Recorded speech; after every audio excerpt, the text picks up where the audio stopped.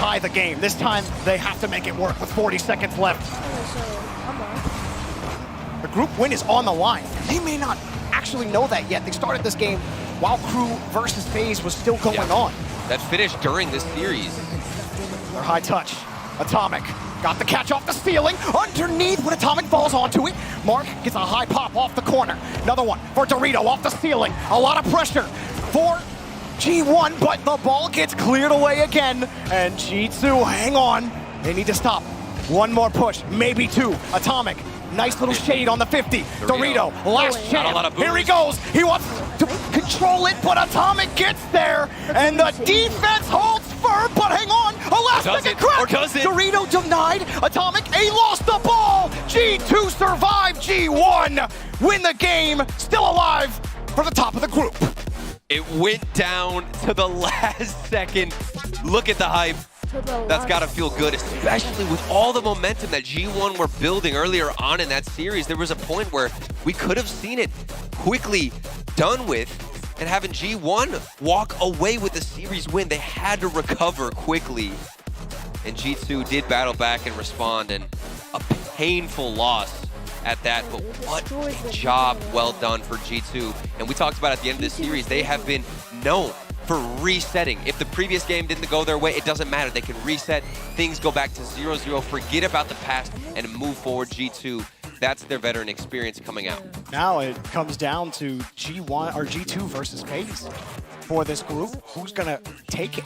With Crew, they aren't out of it either yet with G1 losing. So this whole group is still open depending on the final results that happen. But I mean, you're right, man. G1, they gotta be gutted. They know they had this game in hand several times. They just couldn't close. A couple of mistakes from Dorito. I mean, you think about what would have happened if just those simple mistakes, the reads, that's all it came down to. It wasn't anything that G2 were throwing at them particularly. Obviously, the pressure was there.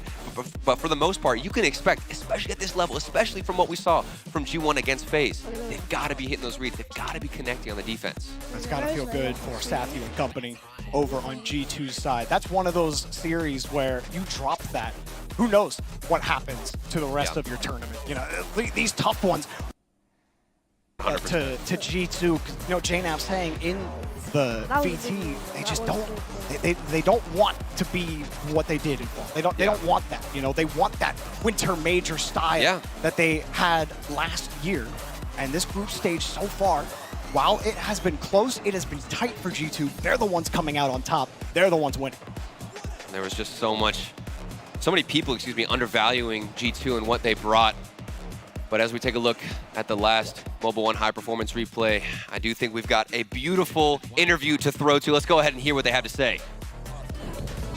Thank you so much, Turtle. I am joined by Sathu, coach of G2 esports. First off, congratulations. Got to feel good to get that one out of the way. Went all five in a best-of-5 series. But one thing that stood out was Atomic in that series. He was popping off left and right.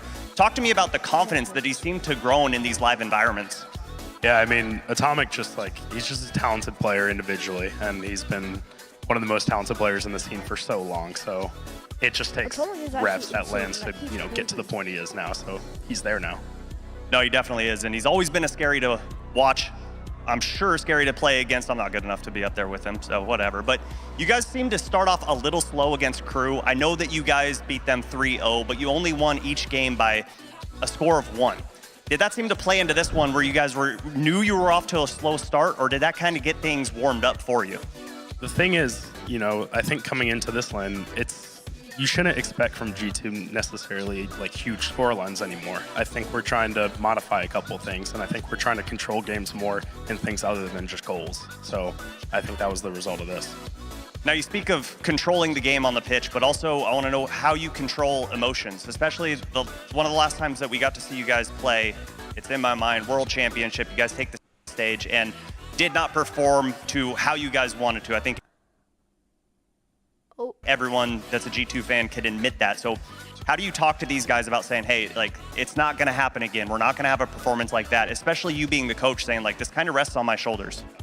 No, I mean, it's just all the learning we've done together. So going through that experience at Worlds, we just learn from it. We run it back a bunch of times. We talk about it. And so we have comms set for that. Like we reset in comms. The boys are really mature. They know when to reset, and they kind of handle themselves. And I help them.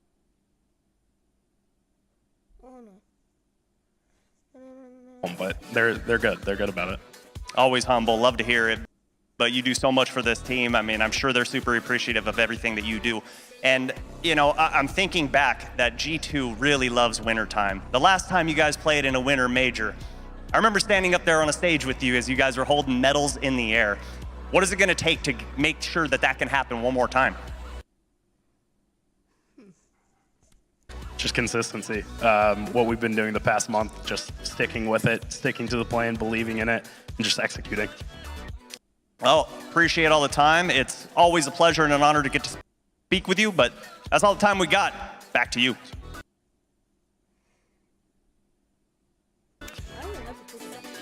Thanks so much, Subi. Man, the match of the day delivered back and forth. Didn't know who was going to take it. I thought it was going to end with overtime, but I guess not.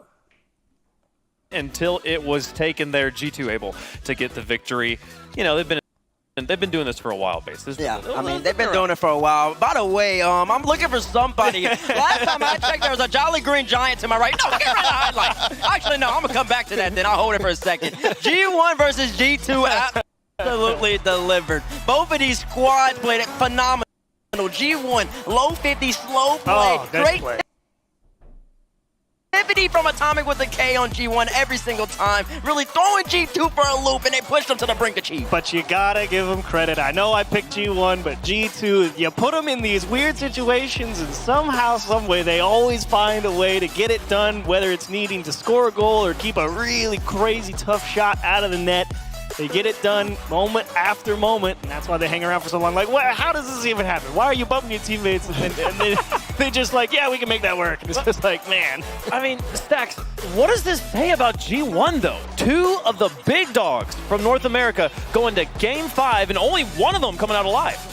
Yeah, well, I look at a team like G1 and I think, okay, Marked by 8 really wants it. Feels like a man on a mission. Yeah.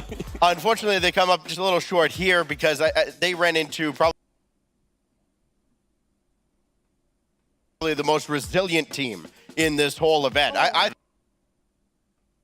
thought when G1 goes up 2-0 in Game 4, that's curtains. And G2 battles back and battles back.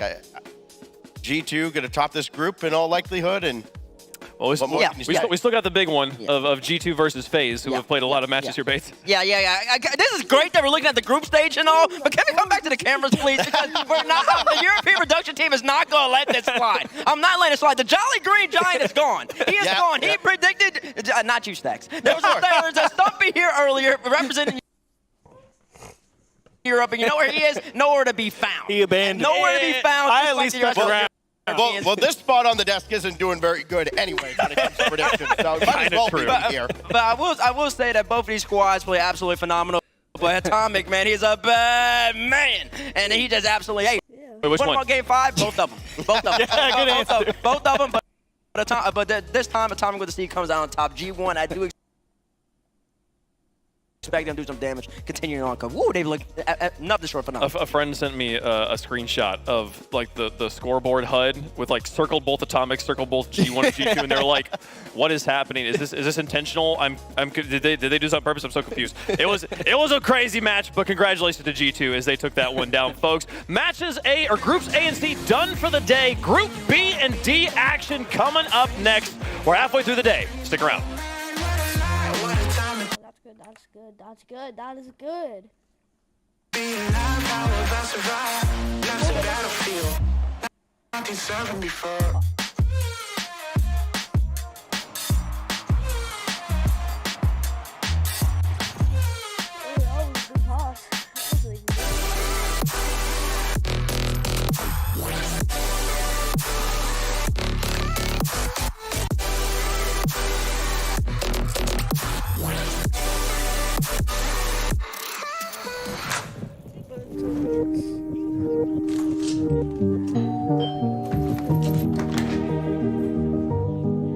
You can save an average of 2 times more with our smart savings tools for everything we want. we're all better off with an ally.